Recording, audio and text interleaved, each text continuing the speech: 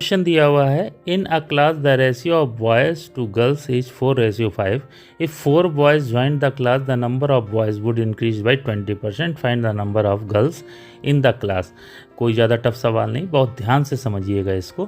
भाई देखिए 20% इंक्रीज होते हैं बच्चे, और उसको हम दूसरे शब्दों में कह सकते हैं कितने बच्चे बढ़े, 4।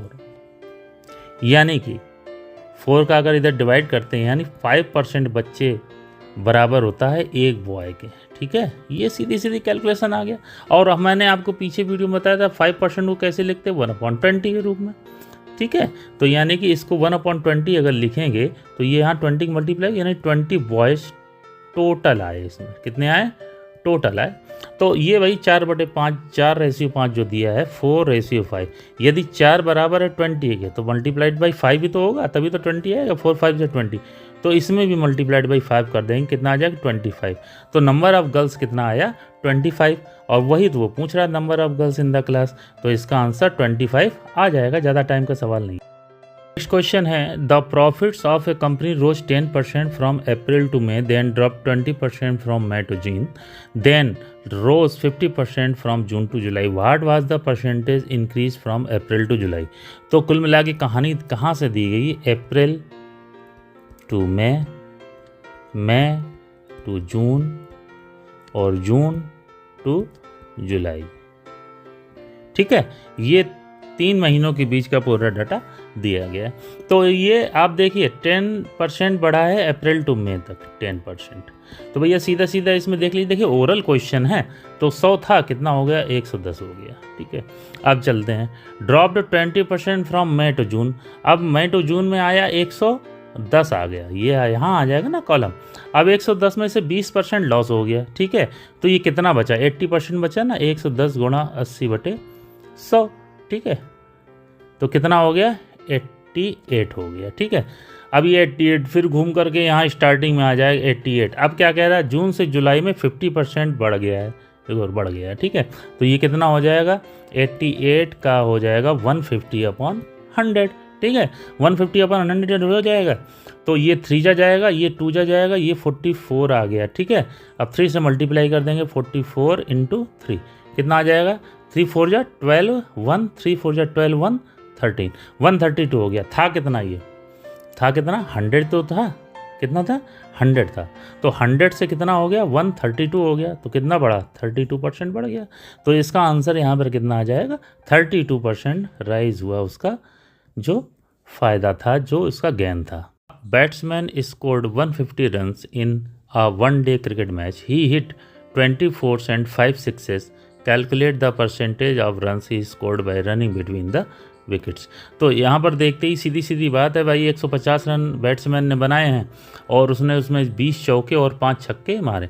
20 चौके मतलब 20 × 20 × 4 इज इक्वल टू कितना हो जाएगा 80 रन्स। ठीक है, और 5 सिक्सेज यानी 5 × 6 इज इक्वल टू 30 रन्स। तो कितने हो गए 80 30 इज इक्वल टू 110 रन्स उसने 4 और 6 मार करके बनाए हैं। तो जाहिर सी बात 150 रन टोटल बनाए थे, 110 रन चौके छक्के से बनाए हैं, तो 40 रन उसके शेष बचे। अब पूछ क्या रहा, calculate the percentage of runs scored by running between the wickets. तो रनिंग द्वारा विकेट्स कितने बनाए हैं 40 रन, यानी सिंगल डबल ले करके। तो परसेंटेज पूछ रहा है 40/150 × 100। ठीक है, 52 जा 53 जा 42 जा 80/3 ये आएगा। अब इसका हम लोग कैलकुलेशन कर दें। अब इसको डिवाइड करते हैं भाई, 3 से डिवाइड कर देंगे। 3 2 जा 6, 3 6 जा 18, 3 6 जा 18, ये आ जाएगा 26.67% अप्रॉक्सीमेट। ठीक है, तो यहाँ पर जो है उसका टोटल जो है सिंगल डबल लेकर के बनाए हुए रनों का जो परसेंटेज निकलेगा 26.67% निकलेगा। Two numbers are respectively 40% and 60% more than the third number. The ratio of first number to the second number is। तो यहाँ पर देखिए बहुत सीधा सिंपल सा क्वेश्चन है। अभी तक मैंने कोई भी क्वेश्चन इतना टफ नहीं देखा आरआरबी में जो एसएससी लेवल का आया हुआ। हालांकि ये ग्रेजुएशन लेवल का मैं पेपर सॉल्व कर रहा हूँ, तो कहीं ना कहीं जो बच्चे थोड़ा बहुत भी पढ़ाई कर रहे हैं अच्छी लगन से मेहनत से, तो वो इस टेस्ट को निकाल लेंगे। देखिए 2 numbers are respectively 40% and 60% more than the third number। ठीक है, तो हम देखते हैं मान ला फर्स्ट नंबर, सेकेंड नंबर और थर्ड नंबर, ठीक है, 3 नंबर है। अब ये अगर मान लेते 100, देखिए परसेंटेज में अगर दिया जाए तो परसेंटेज में 100 मान के चलो प्रत्येक 100 पर, तो फर्स्ट वाला 40% ज़्यादा है, दूसरा वाला 60% ज़्यादा है, ठीक है। तो यहाँ पर हम क्या करेंगे, ये वाला 60% ज़्यादा था 160 हो गया, ये वाला 40% ज़्यादा था तो 140 हो गया। अब क्या कर रहा था, ratio of first number two the second number. अरे भाई इन दोनों का रेशियो निकाल लेंगे, फर्स्ट सेकेंड का 0 0 कट गया, 2 7 जा 2 8 जा 7 रेशियो 8 इसका आंसर आ रहा है। इतनी देर का क्वेश्चन था। क्वेश्चन है द HCF ऑफ 12/5, 21/6, 9/4 एंड 18/3। तो देखिए यहाँ फ्रैक्शंस दिए गए, क्या दिए गए हैं, फ्रैक्शंस दिए गए, और फ्रैक्शंस में LCM और HCF का फार्मूला थोड़ा सा चेंज हो जाता है, यहाँ ध्यान रखिए। यदि LCM पूछे जाए तो आप देखेंगे LCM of numerators upon HCF of denominator, ठीक है। और यदि HCF पूछा जाए तो ऊपर वाला जो पोर्शन होगा HCF of numerators upon LCM of denominators, ठीक है। यहाँ पर ये दो फार्मूले हो जाते हैं तैयार। और प्रायः अभी अगर पार्टिकुलर LCM और HCF का क्वेश्चन पूछा जाता है कॉम्पिटिटिव लेवल पर तो फ्रैक्शंस का ही पूछा जा रहा है। बाकी LCM FCM आपका अगर अन्य जगह कहीं अप्लाई होता है तो वो दूसरे क्वेश्चंस के सहयोग में अप्लाई हो रहा है, ठीक है। तो फ्रैक्शंस का LCM निकालने के लिए पर्टिकुलर आपको इन फार्मूलों का यूज करना पड़ेगा। संख्या कह दी गई 12/5, 21/6, 9/4 और 18/3। तो यानी कि सीधी सीधी बात हमें निकालना क्या था, HCF निकालना था। तो ऊपर वाले पोर्शन का HCF होगा, नीचे वाले पोर्शन का LCM होगा। अब HCF यदि हमें निकालना है तो सबसे पहले हम ऊपर देखते हैं क्या कॉमन आ रहा है और नीचे देखते हैं कि LCM कितना आ रहा है, इसको हमें देखना पड़ेगा। अब यदि आप जो है HCF और LCM की ट्रिक नहीं जानते तो पीछे के वीडियोस में ये ट्रिक दी गई है, बहुत सिंपल ट्रिक है ओरल।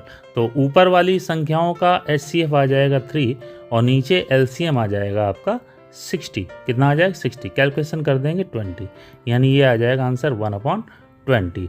इतनी देर का सवाल है, ज़्यादा टाइम नहीं लगेगा इसमें। सिंपल क्वेश्चंस आ रहे हैं, देखिए। If X and Y can complete a piece of work in 15 days and X alone can do the same work in 30 days, find how many days will Y alone take the complete the same work. तो भाई देखिए सीधी सी बात है, दो candidate हैं X and Y, दोनों मिलकर कार्य को कितने दिनों में करते, 15 डेज में, ठीक है। और जहाँ पर X अकेला 30 डेज में करता है तो यानी कि ये 1/30 हो गया प्लस, और Y कितने दिनों में करता है यही तो पूछ रहा है, ठीक है। तो 1/Y हो गया, माना Y डेज में करता है, इज इक्वल टू कितना हो जाएगा, ये 15 डेज में करता था तो यानी 1/15 हो गया, ठीक है। तो 1/Y इज इक्वल टू क्या आ जाएगा, 1/15 माइनस 1/30। LCM ले लेंगे, 30 आ जाएगा, 15 2 जा 30, 2 माइनस 1 इज इक्वल टू 1/30। यानी सीधी सीधी बात निकली, Y भी 30 डेज में कार्य पूरा करता है यदि वह अकेले उस कार्य को करना प्रारंभ करता है। क्वेश्चन देखिए ज्योमेट्री से, the mid points of the sides of an equilateral triangle PQR are X, Y and Z. If the perimeter of triangle PQR is 21 cm, then what is the perimeter of triangle XY? चलिए इस सवाल में चलते हैं। देखिए प्रश्न सीधा सीधा है, ट्रायंगल कैसा है, इक्विलेटरल है, बहुत ध्यान से समझिएगा। और मिड पॉइंट्स क्या हैं, X, Y एंड Z हैं। और उसने जो है पूरे ट्रायंगल जो दिया गया है मेजर ट्रायंगल, उसका उसने पेरीमीटर दिया है 24 cm, ठीक है। और पूछ रहा है XYZ का पेरीमीटर। तो चलिए देखते हैं इक्विलेटरल ट्रायंगल की थ्योरी क्या होती है एक्चुअली। ये मान लीजिए कि इक्विलेटरल ट्रायंगल बना हुआ है, ठीक है। इक्विलेटरल ट्रायंगल क्या होता है यदि आप नहीं जानते तो मैं इसको स्पष्ट करना चाहूँगा। इक्विलेटरल ट्रायंगल क्या होता है, ऑल साइड्स बी इक्वल, ठीक है। और एंगल कितना होगा, all angles be equal. Angle कितना होता है 260 डिग्री, ठीक है। ध्यान रखना ये सारे एंगल उसके 60 डिग्री होते हैं। ये इक्विलेटरल ट्रायंगल होता है, ऑल साइड्स बी इक्वल। अब यहाँ पर हम ध्यान देंगे, अब चलिए दूसरा चित्र बना लेते हैं इसका है।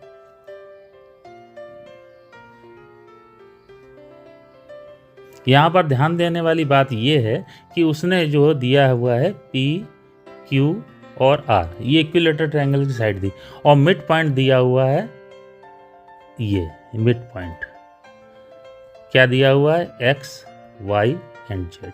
अब हम लोग मिड पॉइंट्स को मिलाएंगे, भाई मिड पॉइंट मिलाना पड़ेगा, ट्रायंगल बन रहा है, ठीक है। ये देखिए, ये इस तरीके से कुछ ट्रायंगल बनेगा अंदर, ठीक है। जब इस तरीके से ट्रायंगल बन जाएगा तो यहाँ जो इक्विलेटरल ट्रायंगल का सीधा सीधा फार्मूला था, मिड पॉइंट का मतलब क्या हो गया भाई, उसने पेरीमीटर 24 cm दी, पेरीमीटर का मतलब क्या हुआ, तीनों साइड्स इसमें ऐड है, तो 24 डिवाइडेड बाई 3 करेंगे तो वन साइड आ जाएगी 8 cm की, कितनी आ जाएगी 8 cm। जब ये पूरी साइड 8 cm की थी तो ये कितना आया 4 cm, ये कितना आया 4 cm, ये कितना आया 4 4 4 4 आया। और ऐसी स्थिति में जब मिड पॉइंट से सारे इक्विलेटरल ट्रायंगल जोड़ा जाता है तो अंदर बना हुआ जो ट्रायंगल होता है उसकी साइड्स भी 4 4 और 4 cm होती हैं, 4 4 एंड 4 cm।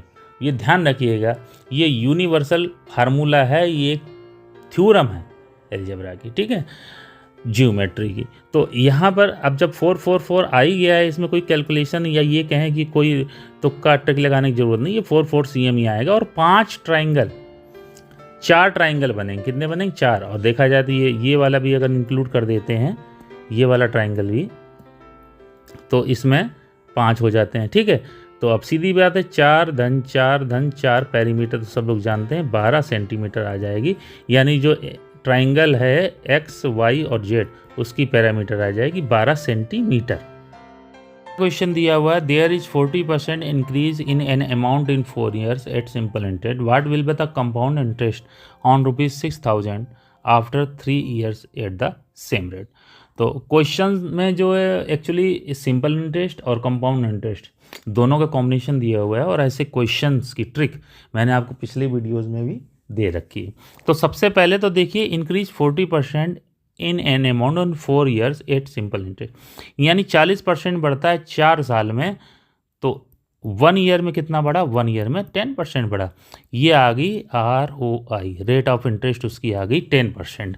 इसमें ज़्यादा कहीं कुछ दिमाग लगाने की जरूरत नहीं कहते। अब क्या कहता है, कंपाउंड इंटरेस्ट पूछ रहा 6,000 का 3 years।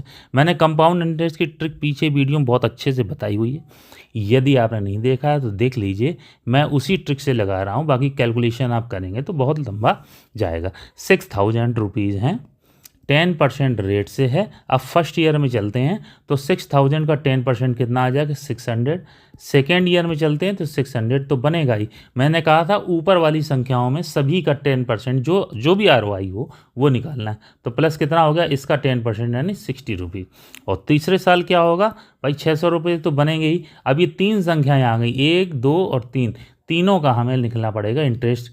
तो 600 का 10% 60 रुपये, इस 600 का 10% 60 रुपये, और इस 60 का 10% कितना आ जाएगा 6 रुपये। बस सीधा बात जोड़ दीजिए। पूछ क्या रहा है, कंपाउंड इंटरेस्ट पूछ रहा है। कितना पूछ रहा है, कंपाउंड इंटरेस्ट पूछ रहा है, तो इन सभी जोड़ना पड़ेगा। 6 3 जा 1800 प्लस 6 3 जा 180 प्लस 6, तो कितना आ जाएगा भाई, आप जोड़ दीजिए 6 और 8 और 9 और 1, तो कितना आ जाएगा 1986 रुपीज़ आ गया। इतनी देर का सवाल था। अब बाकी फार्मूला लगाते हैं, 1 + r/100 to power n × p, लगाते रहो लगाते रहो लगाते रहो, टाइम कैलकुलेशन जाएगा आपका, ठीक है।